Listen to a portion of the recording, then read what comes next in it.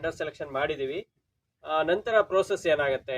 ಇನ್ನೊಂದು ಪ್ರಶ್ನೆ ಏನ್ ಕೇಳ್ತಿದ್ರು ಅಂತಂದ್ರೆ, ನಮ್ದು ಬಾವಿ 500 ಅಡಿ ಇದೆ, 600 ಅಡಿ ಇದೆ, 700 ಅಡಿ ಇದೆ, ಅಷ್ಟಕ್ಕೂ ಪೈಪ್ ಸಿಗುತ್ತಾ? ಪ್ಯಾನಲ್ಗಳು ಎಷ್ಟು ಬರ್ತವೆ, ಜಾಗ ಎಷ್ಟು ಬೇಕಾಗುತ್ತೆ? ಪ್ಯಾನಲ್ಗಳು HP ಆಧಾರದ ಮೇಲೆ ಎಷ್ಟಿರ್ತವೆ ಅನ್ನೋದು ನಿರ್ಧಾರ. ಸೋಲಾರ್ ಏನು ಹಾಕ್ಸೋರ್ ಸಂಖ್ಯೆ ಹೆಚ್ಚಾದಂತೆ ಮೋಸ ಮಾಡ್ತಕ್ಕಂಥವ್ರ ಸಂಖ್ಯೆ ಹೆಚ್ಚಾಗಿದೆ. ಹೊಸ ಅರ್ಜಿ ಹಾಕ್ತಕ್ಕಂಥವರಿಗೆ ಒಂದು ಶುಭ ಸುದ್ದಿ. ಇವತ್ತಿನಿಂದನೇ ಹೊಸ ಅರ್ಜಿ ಹಾಕುವುದಕ್ಕೆ ಪ್ರಾರಂಭವಾಗಿದೆ. ಆದಷ್ಟು ಬೇಗ ಅರ್ಜಿ ಹಾಕಿ. ಈ ಕರೆಂಟ್ ಏನಿದೆ, DC ಕರೆಂಟ್, ಇದು AC ಕರೆಂಟ್ಗಿಂತ ಬಹಳ ಡೇಂಜರ್ ಇರ್ತದೆ. ಎಲ್ರಿಗೂ ನಮಸ್ಕಾರ ಸ್ನೇಹಿತರೆ. ನಾವು ಆಲ್ರೆಡಿ PM ಕುಸುಮ್ ಯೋಜನೆಯಲ್ಲಿ ಅಳವಡಿಸ್ತಕ್ಕಂತಹ ಸೋಲಾರ್ ಪಂಪ್ ಸೆಟ್ಗೆ ಸಂಬಂಧಿಸಿದಂತೆ ಹಲವಾರು ಜನರು ಹಲವಾರು ಡೌಟ್ ಅನ್ನ ಕೇಳ್ತಿದ್ರು. ಅವುಗಳನ್ನ ಕ್ಲಿಯರ್ ಮಾಡ್ಲಿಕ್ಕೆ ಒಂದು ವಿಡಿಯೋವನ್ನ ಮಾಡಿದ್ವಿ. ನಂತರದಲ್ಲಿ ಮತ್ತೆ ಹಲವಾರು ಡೌಟ್ಗಳನ್ನ ಕೇಳಿದ್ರು. ಆ ಡೌಟ್ಗಳನ್ನ ಕ್ಲಿಯರ್ ಮಾಡಲಿಕ್ಕೆ ಈ ವಿಡಿಯೋವನ್ನ ಮಾಡ್ತಾ ಇದ್ದೀನಿ. ಸೋಲಾರ್ ಹಾಕಿಸ್ಬೇಕು ಅಂತ ಇರೋರು ಯಾರು ಸ್ಕಿಪ್ ಮಾಡಬೇಡಿ, ಪೂರ್ತಿ ವಿಷಯವನ್ನ ತಿಳ್ಕೊಳ್ಳಿ.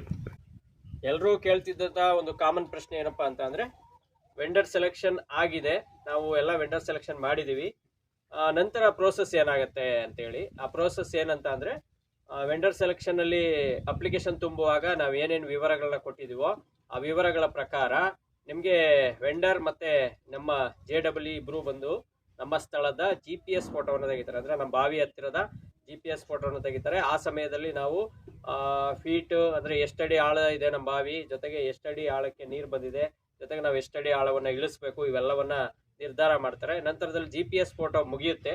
GPS ಫೋಟೋ ಮುಗಿದ ನಂತರ ನೆಕ್ಸ್ಟ್ ಪ್ರೋಸೆಸ್ ಏನಂತ ಅಂದ್ರೆ DD ಕಟ್ಬೇಕಾಗತ್ತೆ. DD ಕಟ್ಟಬೇಕು. DD ಅಂತ ಅಂದಾಗ ಯಾರು ವೆಂಡರ್ ಹೆಸರಿಗೆ ಕಟ್ಟಿಸ್ತಾರೆ, ಇಲ್ಲ ಅಂದ್ರೆ KRDL ಹೆಸರಿಗೆ ಕಟ್ಟಿಸ್ತಾರೆ. ಎಷ್ಟು ಅಮೌಂಟ್ ಇರುತ್ತೆ, HP ಆಧಾರದ ಮೇಲೆ ಅಮೌಂಟ್ ಆಲ್ರೆಡಿ ಹೇಳಿದೀನಿ, ಅಷ್ಟು ಅಮೌಂಟ್ ಅನ್ನ ನಾವು DD ಕಟ್ಟಬೇಕಾಗುತ್ತೆ. DD ಕಟ್ಟೋ ಆದ್ಮೇಲೆ ನಮಗೆ ನೆಕ್ಸ್ಟ್ ಐಟಮ್ಸ್ ಬರುತ್ತೆ. ಐಟಮ್ಸ್ ಬಂದಾದ್ಮೇಲೆ ಇನ್ಸ್ಟಾಲೇಷನ್ ಆಗುತ್ತೆ. ಇಷ್ಟು ಪ್ರೋಸೆಸ್. ಇನ್ನೊಂದು ಪ್ರಶ್ನೆ ಏನ್ ಕೇಳ್ತಿದ್ರು ಅಂತಂದ್ರೆ, ನಮ್ದು ಬಾವಿ 500 ಅಡಿ ಇದೆ, 600 ಅಡಿ ಇದೆ, 700 ಅಡಿ ಇದೆ, ಅಷ್ಟಕ್ಕೂ ಪೈಪ್ ಸಿಗುತ್ತಾ, ಅಷ್ಟಕ್ಕೂ ಕೇಬಲ್ ಅನ್ನ ಕೊಡ್ತಾರಾ ಅಂತ ಪ್ರಶ್ನೆಯನ್ನ ಕೇಳ್ತಿದ್ರು. ಏನಂದ್ರೆ ಅಷ್ಟಕ್ಕೂ ಕೇಬಲ್ ಮತ್ತೆ ಪೈಪ್ ಅನ್ನ ಕೊಡಲ್ಲ. ಅವರ ಒಂದು ಈ ಸ್ಕೀಮ್ ಅಲ್ಲಿ ಬಂದಿರತಕ್ಕಂಥದ ನಿಯಮದ ಪ್ರಕಾರ ಎಷ್ಟಿದೆ ಅಂತ ಅಂದ್ರೆ 100 ಮೀಟರ್ಗಳನ್ನ ಪೈಪು ಮತ್ತೆ ಕೇಬಲ್ ಅನ್ನ ಕೊಡ್ತಾರೆ. 100 ಮೀಟರ್ ಅಂದ್ರೆ ಟೋಟಲಿ 330 ಅಡಿಯಷ್ಟು ನಮ್ಗೆ ಪೈಪು ಮತ್ತೆ ಕೇಬಲ್ ಅನ್ನ ಕೊಡ್ತಾರೆ. ಅದಕ್ಕಿಂತ ಹೆಚ್ಚಾದ್ರೆ ಅದೇನು ಎಕ್ಸ್ಟ್ರಾ ಚಾರ್ಜ್ ಇರುತ್ತೆ ಅದನ್ನ ನಾವು ಕೊಟ್ಟ ನಂತರ ಅದನ್ನ ತಂದಾಕ್ತಾರೆ ಅಷ್ಟೇ. ಇನ್ನೊಂದು ಕಾಮನ್ ಪ್ರಶ್ನೆ ಏನಂತ ಅಂದ್ರೆ, ಪ್ಯಾನಲ್ಗಳು ಎಷ್ಟು ಬರ್ತವೆ, ಜಾಗ ಎಷ್ಟು ಬೇಕಾಗುತ್ತೆ ಅಂತ. ಈ ಪ್ಯಾನಲ್ಗಳು HP ಆಧಾರದ ಮೇಲೆ ಎಷ್ಟಿರ್ತವೆ ಅನ್ನೋದು ನಿರ್ಧಾರ ಆಗುತ್ತೆ. ನಾವು 3 HP ಹಾಕಿಸ್ತೀವಿ ಅಂತ ಅಂದ್ರೆ 6 ಪ್ಯಾನಲ್ಸ್ ಇರ್ತವೆ. ನಾವು 5 HP ಹಾಕಿಸ್ತೀವಿ ಅಂತ ಅಂದ್ರೆ 9 ಪ್ಯಾನಲ್ ಇರ್ತವೆ. ನಾವು 7.5 HP ಹಾಕಿಸಿದಾಗ 13 ಪ್ಯಾನಲ್ ಬರ್ತವೆ. ಅದೇ ರೀತಿ 10 HP ಹಾಕಿಸಿದ್ರೆ ಡಬಲ್ ಅಂದ್ರೆ 18 ಪ್ಯಾನಲ್ಸ್ಗಳು ಬರ್ತವೆ. ಪ್ಯಾನಲ್ನ ಸೈಜ್ ಅನ್ನು ನೋಡೋದಾದ್ರೆ ಅಗಲ 3 ಅಡಿ ಇರುತ್ತೆ, ಉದ್ದ 5 ಅಡಿ ಇರುತ್ತೆ. ನೀವೀಗ ನೋಡ್ತಾ ಇರೋದು 5 HP ಒಂದು ಸೋಲಾರ್ ಸಿಸ್ಟಮ್ನ ಸ್ಟ್ರಕ್ಚರು. ಇದರಲ್ಲಿ ಮುಂದೆ 5 ಪ್ಯಾನಲ್ ಹಾಕಿದ್ದಾರೆ, ಹಿಂದೆ 4 ಪ್ಯಾನಲ್ ಹಾಕಿದ್ದಾರೆ. ಅಗಲ ಒಂದು 15ರಿಂದ 20 ಅಡಿ ಬೇಕಾಗುತ್ತೆ, ಯಾಕೆಂದ್ರೆ ಆ ಕಡೆ ಈ ಕಡೆ ಸ್ವಲ್ಪ ಜಾಗ ಬಿಡಬೇಕಾಗತ್ತೆ. ಅದು ಬಿಟ್ರೆ ಉದ್ದ ಬಂದು ಒಂದು 12 ಅಡಿ ಸಾಕಾಗುತ್ತೆ. ಎಷ್ಟಕ್ಕೆ? 5 HPಗೆ. ಅದೇ ರೀತಿ 7.5 HP ಇದಕ್ಕೆ ಇದರ ಆಧಾರದ ಮೇಲೆ ಅಗಲ ನಿರ್ಧಾರ ಆಗುತ್ತೆ. 10 HPಗೆ ಆದ್ರೆ ಇದ್ರ ಡಬಲ್ ಸ್ಟ್ರಕ್ಚರ್ ಬೇಕು. ಇದೇ ರೀತಿ ಇನ್ನೊಂದು ಸ್ಟ್ರಕ್ಚರ್ ಆಗುತ್ತೆ. 7.5 HPಗಾದ್ರೆ ಈ ಸ್ಟ್ರಕ್ಚರ್ ಜೊತೆಗೆ 4 ಪ್ಯಾನಲ್ ಎಕ್ಸ್ಟ್ರಾ ಆಗ್ತವೆ ಅಷ್ಟೇ. 4 ಪ್ಯಾನಲ್ಗಳು ಎಕ್ಸ್ಟ್ರಾ ಆಗ್ತವೆ. ಅದನ್ನ ನಮ್ಮ ಸ್ಥಳದ ಆಧಾರದ ಮೇಲೆ ಅದು ಯಾವ ರೀತಿ ಹಾಕ್ಬೋದು ಅನ್ನೋದನ್ನ ಅವರು ಸ್ಥಳ ಏನು ಭೇಟಿ ಮಾಡ್ಲಿಕ್ಕೆ ಬಂದಾಗ, GPS ಫೋಟೋ ಮಾಡ್ಲಿಕ್ಕೆ ಬಂದಾಗ ನೋಡಿ ಅದರ ಆಧಾರದ ಮೇಲೆ ಸರಿಯಾದ ರೀತಿಯಲ್ಲಿ ಪ್ಯಾನಲ್ಗಳನ್ನ ಅಳವಡಿಸ್ಕೊಡ್ತಾರೆ. ಅದರಲ್ಲೇನು ಅನುಮಾನ ಬೇಡ. ಸೋಲಾರ್ ಏನು ಹಾಕ್ಸೋರ್ ಸಂಖ್ಯೆ ಹೆಚ್ಚಾದಂತೆ ಮೋಸ ಮಾಡ್ತಕ್ಕಂಥವ್ರ ಸಂಖ್ಯೆ ಹೆಚ್ಚಾಗೈತೆ. ಹಂಗಾಗಿ ಈ ಮೋಸದ ಜಾಲತಾಣ ಒಂದು ಸೃಷ್ಟಿ ಆಗೈತೆ. ಅದೇನಂತ ಅಂದ್ರೆ, ನೀವು ಯಾವುದೇ ಹಣ ಆದರೂ ಕೂಡ ಫೋನ್ ಪೇ ಅಥವಾ ಗೂಗಲ್ ಪೇ ಅಥವಾ ಮಿಕ್ಕಿದ್ದನ್ನ ಮಾಡುವಂತಿಲ್ಲ. DDಯನ್ನೇ ಕಟ್ಟಬೇಕು. ಯಾವುದೇ ಅಂದ್ರೆ ವೆಂಡರ್ ಹೆಸರು ಕಟ್ಟಬೇಕು, ಇಲ್ಲ ಅಂತ ಅಂದ್ರೆ KRDL ಹೆಸರು ಕಟ್ಟಬೇಕು.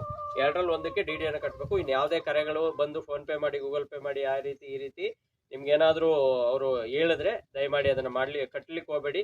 ಕಟ್ಟಿದ್ರೆ ಸುಮ್ಮನೆ ಮೋಸ ಹೋಗ್ತೀರಿ. ಇದ್ರ ಬಗ್ಗೆ ಒಂದು ಡೀಟೇಲ್ ವಿಡಿಯೋನು ಮಾಡಿದೀನಿ, ಬೇಕಿದ್ರೆ ಅದನ್ನು ಲಿಂಕಲ್ಲಿ ಹಾಕಿರ್ತೀನಿ, ನೋಡಿ. ಸ್ನೇಹಿತರೆ, ಇನ್ನೊಂದು ಪ್ರಶ್ನೆ ಏನು ಕೇಳ್ತಿದ್ರು ಅಂದ್ರೆ, ಹೊಸ ಅರ್ಜಿ ಯಾವಾಗ ಕರೀತಾರೆ ಅಂತೇಳಿ. ಹೊಸ ಅರ್ಜಿ ಹಾಕ್ತಕ್ಕಂಥವರಿಗೆ ಒಂದು ಶುಭ ಸುದ್ದಿ ಏನಂತ ಅಂದ್ರೆ, ಇವತ್ತಿನಿಂದನೇ ಹೊಸ ಅರ್ಜಿ ಪ್ರಾರಂಭ ಆಗತ್ತೆ ಅಂತೇಳಿ ಅಧಿಕೃತ ಮಾಹಿತಿ ಸಿಕ್ಕಿದೆ. ಇದರ ಮೂಲಕ ನಾನೊಂದು ವಿಡಿಯೋವನ್ನು ಸಹ ಮುಂದೆ ಮಾಡ್ತೀನಿ, ಯಾವ ರೀತಿ ಅರ್ಜಿ ಹಾಕೋದು ಅಂತೇಳಿ. ನಮ್ಮ ಮೊಬೈಲ್ ಮೂಲಕವೇ ಸುಲಭವಾಗಿ ಅರ್ಜಿಯನ್ನು ಹಾಕ್ಬೋದು. ನಾವು ಯಾವುದೇ ಕಚೇರಿಗೆ ತೆರಳಿ ಅಲೆಯುವ ಅವಶ್ಯಕತೆ ಇಲ್ಲ. ನಮ್ಮ ಮೊಬೈಲ್ ಮೂಲಕ ಕೇವಲ ಸಣ್ಣ ದಾಖಲಾತಿಗಳು, ಆಧಾರ್ ಕಾರ್ಡು, ಬ್ಯಾಂಕ್ ಪಾಸ್ಬುಕ್ಕು, ಜಮೀನ್ದೊಂದು ಪಾಣಿ, ಏನಾದರೂ ಜಂಟಿ ಖಾತೆ ಇದ್ದಾಗ NOC, ಇಷ್ಟೇ ಇಷ್ಟನ್ನು ತೆಗೆದುಕೊಂಡ್ರೆ ಸಾಕು ನಾವು ಮೊಬೈಲಲ್ಲಿ ಆರಾಮಾಗಿ ಅರ್ಜಿಯನ್ನು ಹಾಕ್ಬೋದು. ಅದು ಯಾವ ರೀತಿ ಹಾಕಬೇಕು ಅನ್ನೋದನ್ನು ನಾನು ಮುಂದಿನ ವಿಡಿಯೋದಲ್ಲಿ ತೋರಿಸ್ಕೊಡ್ತೀನಿ.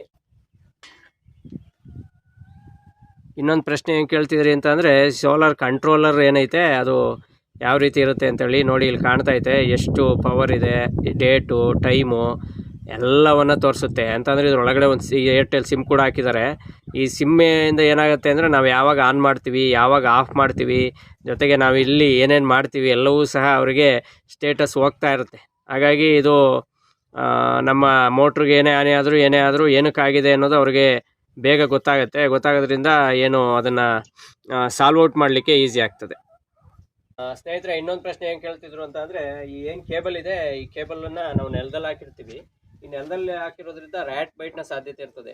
ಹಾಗಾಗಿ ಇಲ್ಲ ರ್ಯಾಟ್ ಸ್ಪ್ರೇ ಹೊಡಿಬೇಕು, ಇಲ್ಲಾಂದರೆ ನೆಲದಲ್ಲಿ ಹಾಕುವ ಒಂದು ಪೈಪ್ ಒಳಗಡೆ ಹಾಕಬೇಕು, ಇಲ್ಲ ಮೇಲ್ ಭಾಗದಲ್ಲಿ ಹಾಕಬೇಕು. ಇಲ್ಲ ಅಂತಂದರೆ ಏನಾಗುತ್ತೆ ಅಂದರೆ, ಅದು ರ್ಯಾಟ್ ಬೈಟ್ ಆದಂತಹ ಸಂದರ್ಭದಲ್ಲಿ ಕೆಲವೊಂದು ಹಾನಿಗಳಾಗುವ ಸಂಭವ ಇರ್ತದೆ. ಹಾಗಾಗಿ ಅದನ್ನು ಆಗದಂತೆ ಎಚ್ಚರ ವಹಿಸಿ. ಸ್ನೇಹಿತರೆ, ಇನ್ನೊಂದು ಎಚ್ಚರಿಕೆ ಏನಂದರೆ, ಈ ಕರೆಂಟ್ ಏನಿದೆ, DC ಕರೆಂಟ್, ಇದು AC ಕರೆಂಟ್ಗಿಂತ ಭಾಳ ಡೇಂಜರ್ ಇರ್ತದೆ. ಹಾಗಾಗಿ ನಾವು ಎಲ್ಲೂ ರ್ಯಾಟ್ ಬೈಟ್ ಆಗದಂತೆ, ನಮಗೇನೋ ಹಾನಿ ಆಗದಂತೆ ಕಾಪಾಡ್ಕೋಬೇಕು. ಜೊತೆಗೆ ಈ ರೀತಿ ಏನಾರು ಆದರೆ ಇಲ್ಲಿ ಆಲ್ರೆಡಿ ಅವರು ಬಂದಾಗ ಹೇಳ್ಕೊಡ್ತಾರೆ, ಇಲ್ಲೊಂದು ಫ್ಯೂಸ್ ಥರ ಇರ್ತದೆ, ಅದನ್ನು ಕಿತ್ತಾಕಿ ನಂತರದಲ್ಲಿ ಅದೇನಿದ್ರು ಸರಿಪಡಿಸ್ಕೋಬೇಕು. ಇದೊಂದು ಗಮನ ಹರಿಸಿ. ಸ್ನೇಹಿತರೆ, ಮುಂದಿನ ವಿಡಿಯೋದಲ್ಲಿ ನಾನು ಅರ್ಜಿ ಹಾಕೋದು ಹೇಗೆ ಎಂಬುದರ ಸಂಪೂರ್ಣ ಮಾಹಿತಿಯನ್ನು ತಿಳಿಸ್ಕೊಡ್ತೀನಿ. ಈ ವಿಡಿಯೋ ಇಷ್ಟ ಆಗಿದರೆ ಎಲ್ಲರೂ ಲೈಕ್ ಮಾಡಿ, ಶೇರ್ ಮಾಡಿ, ಹಾಗೆ ಕಮೆಂಟ್ ಮಾಡಿ, ಸಬ್ಸ್ಕ್ರೈಬ್ ಮಾಡ್ಕೊಳ್ಳಿ. ನಮ್ಮೆಲ್ಲ ವಿಡಿಯೋ ನಿಮಗೆ ಮೊದಲು ಸಿಗುತ್ತೆ.